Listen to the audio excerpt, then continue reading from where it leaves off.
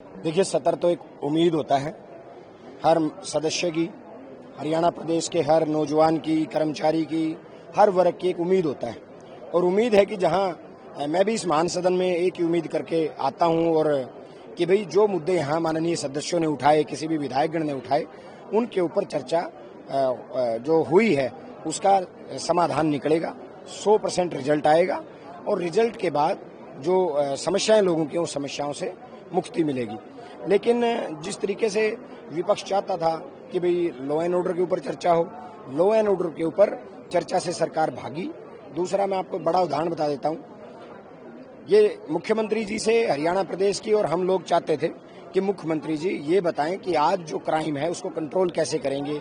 आज हरियाणा प्रदेश देश में नंबर 1 हो चुका है क्राइम में, उसको कम कैसे किया जाएगा, इसके ऊपर हम चर्चा चाहते थे। लेकिन कमजोर लोग सहारा लेते हैं भूतकाल का। मुख्यमंत्री जी ने 6 का, 8 का, 10 का आंकड़े बताए। मैं आपको बताता हूं, 2025 के 7 महीने में 550 से ज्यादा हत्याएं होगी, 800 से ज्यादा रेप के केस दर्ज हुए हैं। हर रोज 50 से ज्यादा अपहरण हरियाणा प्रदेश में हो रहे हैं।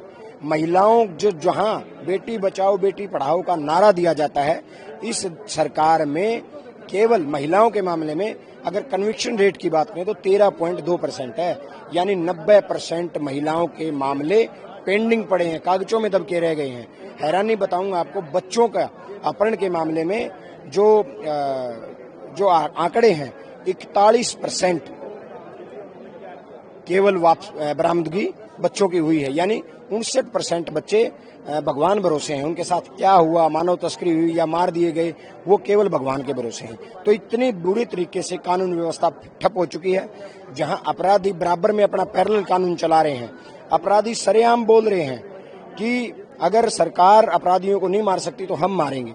आज होड़ लगी हुई है गैंग्स में कि भाई कैसे किसी का क्राइम करके गैंग्स होड़ लगी है कि भाई ये हमने किया, ये हमने किया है। जबकि कानून व्यवस्था ऐसी होनी चाहिए, पहले अगर क्राइम पहले भी थे, लेकिन क्राइम के बाद अपराधी छिप जाते थे। आज हालात ये हैं कि क्राइम करने के बाद अपराधी सामने आके ये कहता है ये मैंने किया है। देखिए, मानसून सत्र विधानसभा का हरियाणा में चला, आज वो जो है समाप्त हुआ है। कांग्रेस पार्टी ने विपक्ष के तौर पर आदरणीय चौधरी भूपेंद्र सिंह हुड्डा जी के नेतृत्व में सभी विधायकों ने बहुत मजबूती से जनता के, आम जनमानस के जो मुद्दे थे, बिगड़ती कानून व्यवस्था का जो मुद्दा था, बेरोजगारी एक मुद्दा था, ड्रग्स एक जो मुद्दा था, प्रदेश में जो जल भराव अतिरिक्त बारिश की वजह से हुआ वो एक मुद्दा था, फसलें खराब हो गई, क्षतिपूर्ति पोर्टल खोले जाएं, स्पेशल गिरदावरी के आदेश दिए जाएं, किसानों को मुआवजा दिया जाए, जो सड़कें बद से बदतर हालात होते जा रहे हैं उनको तुरंत प्रभाव से ठीक करवाया जाए। मेरे क्षेत्र में स्कूल और कॉलेज की बिल्डिंग्स जो हैं कई खंड है, हमने उनका मामला उठाने का प्रयास किया।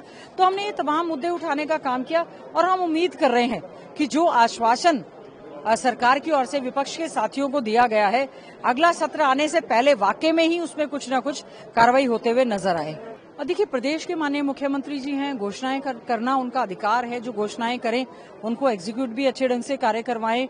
1984 के दंगों के अलावा भी हमारे विस्थापित जो जम्मू से आए थे कश्मीरी पंडित हैं, उनका विषय है, या बहुत सारे हादसे जो प्रदेश में हुए और उसमें तमाम लोग जो है मौत के मुंह में चले गए, उनके परिवार में कोई भी सर्वाइवल नहीं है, तो उनको भी सरकार जो है कहीं ना कहीं घर दे, मुआवजा दे, नौकरी देने का काम करे और प्रदेश के युवाओं को सी और डी में न घसीट कर क्लास 1 और 2 की जो है रोजगार देने का काम करे। बेरोजगारी में नंबर 1, लॉ एंड ऑर्डर की स्थिति बद से बदतर होने में नंबर 1 जो हमारा प्रदेश बना है, यही कारण है कि हमारे युवा पढ़ा लिखा जो है इलीगल तरीके से डंकी के माध्यम से वो जो है विदेशों में जा रहा है।